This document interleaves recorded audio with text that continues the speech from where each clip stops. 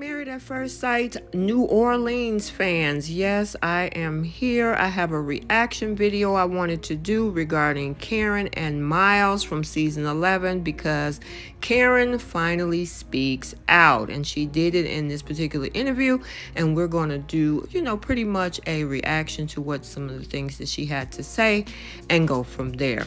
Welcome back to Romance Review TV. It's Lady T. I got another update video for you guys regarding Karen and Miles from Married at First Sight New Orleans season 11. And without any further ado, let's go ahead and jump into this. So, for those that follow my channel or visitors to this channel, if you remember, I did a video back on July 5th regarding the fact that we kind of got a hint that Married at First Sight Karen and Miles from season 11 was now separated. And so how did that come about? Well, it was an Essence festival that happened during that time period where Miles spoke out. On the flip side, at the same time, I was dealing with separation in my marriage. And so, both of those things individually are very difficult. Right. But on compounding on against each other is really hard. And I really had to learn a lot about you're going to make decisions out of love that are really tough, and that can still hurt you. So now, back when he spoke about that in an interview on July 5th is when I did the video. I think it was that weekend prior to the 4th. Yeah, it started a lot of buzz. And of course, I know everybody either was asking, talking about it, and more than likely they were probably trying to get in touch with Karen. And I knew it'd only be a matter of time before Karen had something to say. So shout out to Curated by Victoria Armstrong. Karen sat down and did a one-on-one with her, a candid interview where she talked about everything from her business, because Killer can cook. I've even tried one of her recipes. Talking about her life in general, the show, her marriage, of course, came up, and the status of it. So we're going to listen to a few clips, and then I'll kind of chime in between, and we'll talk about that. So I'll be back. And you are very mature. So in my mind, I'm like, yeah. But they called you a hopeless romantic, which I thought was somewhat disrespectful. I mean, I get how you can get to this place, but a hopeless romantic sounds desperate to me. Yeah, and I wasn't desperate. No. And that's I think a thing that people also don't understand about me. Now, I will say when I'm in it, I ain't gonna lie, like I'm that hopeless romantic. Yeah. I lose my boundaries. Yeah. I be accepting stuff that I shouldn't be accepting when I'm in it. But it's like when I'm not in it, like you damn right I'm about to figure out who you really are because I'm about to be tied to you. Yeah. And so for me, like the age was a big thing, and this is something, of course, that didn't make the show because it didn't necessarily go with the storyline. But like, again, New Orleans is small, so people talk. And so I heard some things that weren't the greatest to hear about someone that you are about to be married with. Just in not anything like too serious, but just in terms of like a red flag. Yeah, it's a little bit of a red flag. You might want to be careful with this. Yeah. So there was that piece too. Oh God. It's funny, I say curate. Yeah. Even like looking at his social media, it felt very curated to give you a certain viewer image of him, which felt weird to me. Like it felt like there were a lot of gaps, and I'm very analytical too. So baby, yes, I'd be looking at like, well, where are the pictures from 2017 to 2019? Like where did that portion of your life go? Like that sort of thing. Yeah. And so like there were just like, again, from things that I heard from people like that literally told me, from the age thing to feeling like, okay, is this more of a, I saw like a quote one time about people's social media pages, and it was basically like, it's basically your ad for life. Like your social media is showing like the portions of you that you want people to see. Yeah. But I'm like, what's underneath that? Yeah. Because like this is curated to look perfect. Yeah. but Yeah. what's underneath that. Correct. So this goes back to the very early beginning, right before the wedding, when everything was kind of, iffy and up in the air because of the fact that she got a tip about who the person that she was about to marry. And of course, when you're supposed to be marrying a stranger, I don't know how that tip got to her. And I think she talks about that in this particular interview, one of her girlfriends. Now we'll see a clip about that. But whatever it was something that obviously was uncomfortable to her, and that played out on the show. In regards to the hopeless romantic, because it was a little bit confusing. She was saying that, she's not a hopeless romantic, but when she's really in it, she is a hopeless romantic. So, sometimes people, when they really fall in love or they're really deep in with their emotions, that can happen. At the same time, it's good to, of course, set boundaries and things like that, which that's a conversation for a whole different video. But in this particular case, she obviously coming into something where it's you're marrying a stranger. You don't know who you are going to be with. And then you get a tip that, hey, this is this person. And of course, she's saying New Orleans is very small, so everybody knows everybody in small towns. And of course, some of the things started coming back to her, which she don't like. Now, I don't know if she brought into detail what those specific things were. I'll let you go over to the video because the video is well over an hour. But this is interesting that, she had that to say. But let's continue. Oh, that has to be really hard to watch something like that play out in front of everybody who has strong opinions about you and they don't know you. And to villainize somebody that, quite frankly, has never been a villain to anybody in their entire life. That's insane. And people don't think about how hard that part is. When they're giving all these opinions, it's like you don't stop to think that, what if she's not like this at all? And this is how TV painted her. Yeah. Like, how hard is that? Yeah. And she's still going. Yeah. People were like, oh, you didn't even like him and blah, blah, blah. And I'm like, I'm the one that got my heart broke. Yeah. But y'all don't stop to think about that and like how hard that is to carry. I'm the one who was committed to this relationship. I'm the one who really wanted marriage. I'm not the one who just woke up one day and changed my mind about wanting a romantic relationship. Yeah. But still people have this perception and they think they know so much that they don't. Well, I don't remember if my OG followers remember back on November 1st of 2020, I did this particular video about Karen, reality TV Karen versus real Karen. And that's when I had the conversation about what we actually see being portrayed on screen. Is it actually who this young lady is?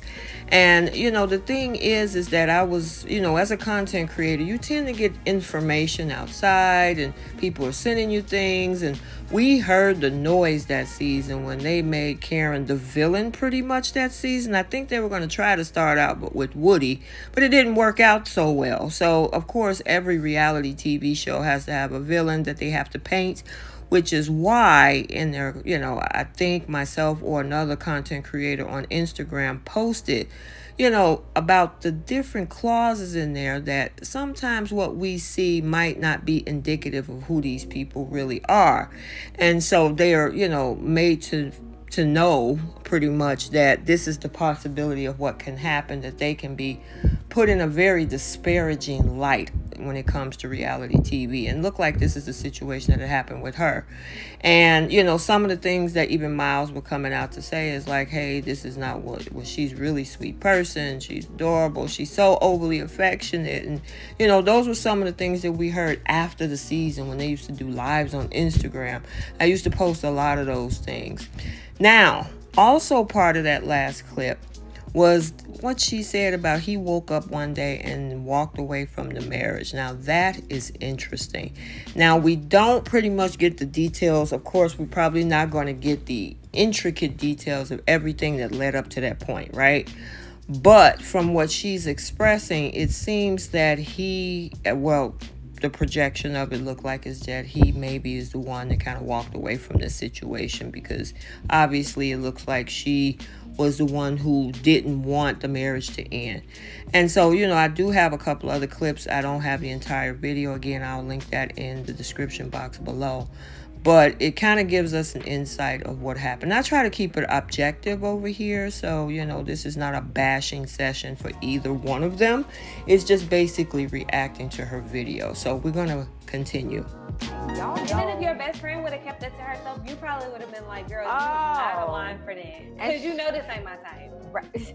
Well, not only, it wasn't even about like that. Like, I think just stopping right there, and I know you guys probably like, oh my God, will we have to continue to stop? Yeah, well, the thing is that if I just played her video all the way through, I would get a copyright. So I have to be able to have critical content to be able to respond or react to said video. But anyway, it looks like maybe after finding out who it was, she felt Miles wasn't her type. Now, I think a little bit maybe played out in the beginning, but obviously it did not play out through the entirety of I think they were in for 10, about 10 weeks, because that was the COVID year. And so, the thing is, I know what we saw early on, it probably was a situation like, okay, this is who they match me with. My girlfriend told me this is who this is. I've heard word around town. Obviously, as time went on, which we didn't see, because I remember that month-iversary episode where, he bought her gifts and we didn't see anything come from her. She actually brought him I think it was a record player, his favorite vintage records or something like that. I forgot what it was, but we didn't get to see that play out. So obviously there was some form of progression that we didn't get to see, even though maybe initially she might have thought that Miles wasn't her type. But of course, as time went on, as she mentioned in the previous clip, it looked like they had ended based on the fact that from her perspective, he checked out. The second trip that he left you stranded. What was the first trip? First trip was Dominican Republic. Okay. So very similar situation, but ultimately we didn't end up going.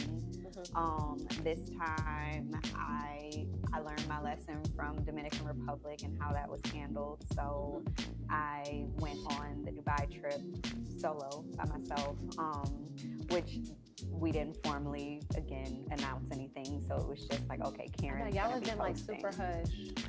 Yeah. I know for me, like, it was important to respect the place for myself where I was and the fact that I'm still processing.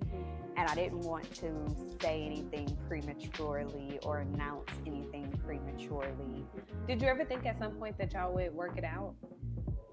I hoped we would, but again, needing a certain level of effort, needing a certain level of accountability.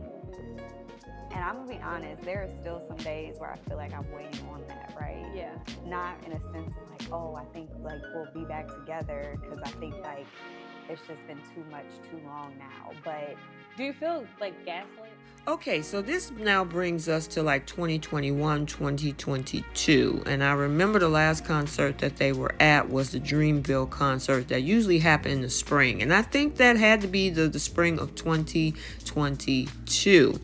Now, they had a trip planned for Dubai at the end of the year. And the interesting thing is that right before early fall, Miles had came out and said that the trip, that of his part of it, that he was not going. We did see Karen end up going. I think she took some of her friends, but we didn't know what that meant. What happened? What was the situation around them not going on that trip together? Because it was a couples trip and they were using, of course, but they were asking people to come along with them on the trip. I mean, it was a big thing. And then all of a sudden, that's what happened. And then we started seeing that they weren't following each other anymore.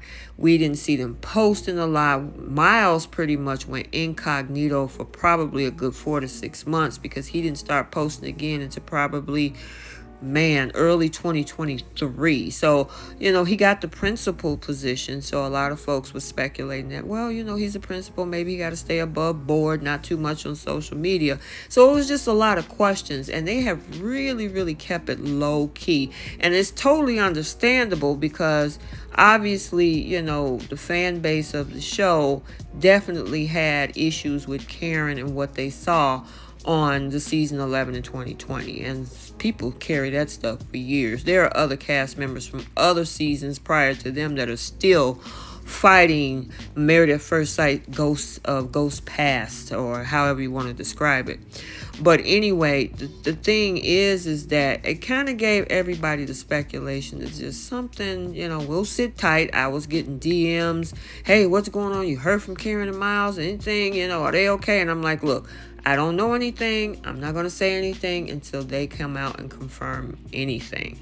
And then I was just going to speak about it. And of course, we saw on July 5th when Miles had the little conference where at the Essence Festival where he was talking. And then, of course, now this particular video where we see Karen spoke out about some of the things that was going on. So I'm not going to keep you guys that long. The video will be down in the description box. You can go check out her full length of the interviews because she talks about everything that's going on in her life, stuff that's coming up in the future. So, if you want to, go find that out. I just want to talk about stuff related to the show pretty much, and go from there. Okay, so let's get the conversation started down in the comment section. What did you think about some of the things that Karen had to talk about, what she had to say with regards to the show, and even the parts about her marriage?